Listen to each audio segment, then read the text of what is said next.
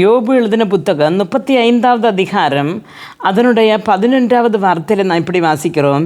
என்னை உண்டாக்கினவரும் இரவிலும் கீதம் பாட அருள் செய்கிறவருமாகிய என் சிருஷ்டிகர்த்தராகிய தேவன் எங்கே என்று கேட்பவன் ஒருவனும் இல்லை என்று காணப்படுகிறது.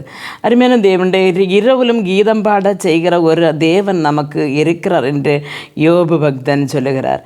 நாம் அதனுடைய 9வது வார்த்தையை நாம் வாசிக்கும் பொழுது அங்கு காணப்படுகிற அநேகரால் பலவந்தமாய் ஒடுக்கப்பட்டவர்கள் முறையிட்டு வல்லவர்களுடைய யுத்தத்து நிமித்தம் அலறுகிறார்கள் என்று காணப்படுகிறது. அப்போ அநேகர் பலவந்தவர்களுடைய நிமித்தம் அலறுகிறவர்கள், வேதனைப்படுகிறவர்கள். பல நேரங்களில் நாமும் கண்ணீரோடு போய் படுக்கைக்கு போகுவோம்.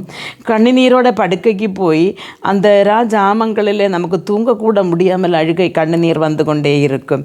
அந்த நேரத்தில் நாம் அழுது அப்படியே நம்மை அறியாமல் தூங்கி விடுகிறோம். தூங்கி விடும் பொழுது காலையில் எழும்பும்போது உணர்வு வரும், இல்லைன்னா எப்போமாவது உணர்வு வரும்பொழுது நம்முடைய வாயில் ஒரு பாடல், துதிப்பாடல் இருக்கிறது நமக்கு உணர முடியும்.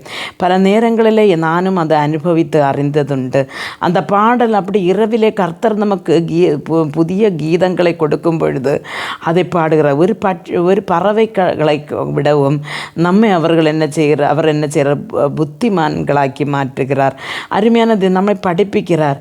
அப்படி நாம் எந்த துக்க வேளையிலும் நம்மை விட்டு மாறாத ஒரு ஆவியான தேவன் நம்மோடு கூட உண்டு என்று நாம் அறிந்திருக்கிறபடியினாலே நம்முடைய எந்த துக்க வேளையிலும் நாம் சோர்ந்து போக வேண்டிய அவசியமில்லை. நாம் அழுது புலம்பி கடந்தாலும் கர்த்தர் நம்மோடு கூட இருக்கிறார். நம்முடைய தேவைகளை சந்திப்பார்.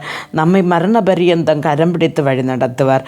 அவர் உங்களையும் உங்களுக்கு தேவையானவைகளை தந்து வழி நடத்துவாராக என்று ஜெபிக்கிறேன். ஆமென்.